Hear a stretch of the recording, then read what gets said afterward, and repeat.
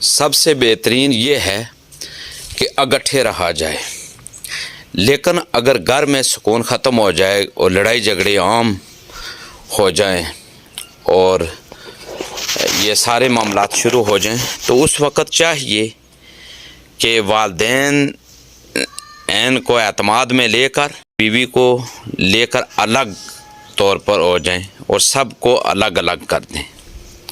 اور خاص کر جس بیوی کے اندر آپ دیکھیں کہ 3 خوبیاں موجود ہیں، آپ اس کو کسی امتحان میں نہ ڈالیں۔ مثلا وہ بیوی کہ جو آپ کی اجازت کے بغیر کسی غیر مرد سے کبھی بات نہ کرتی ہو، جو آپ کی اجازت کے بغیر کہیں بھی نہ جاتی ہو، یعنی جہاں بھی وہ جانا چاہتی ہے پہلے وہ آپ سے اجازت لے رہی ہے۔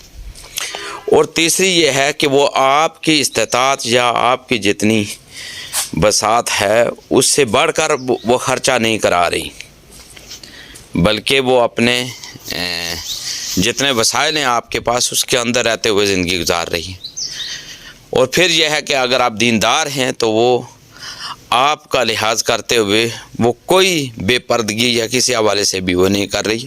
تو ایسی عورت اگر گھر میں موجود ہے اور گھر میں اس کے باوجود آپ سمجھتے ہیں کہ آئے روز لڑائی جھگڑے ہو رہے ہیں، تو آپ فوراً یہ کریں کہ آپ اس کو الگ گھر میں منتقل کر دیں۔ آپ والدین کا بھی خیال رکھیں، ان کا بھی احترام کریں، لیکن بہتر یہ ہے کہ آپ اپنی وائف کو یعنی فوراً الگ کر دیں۔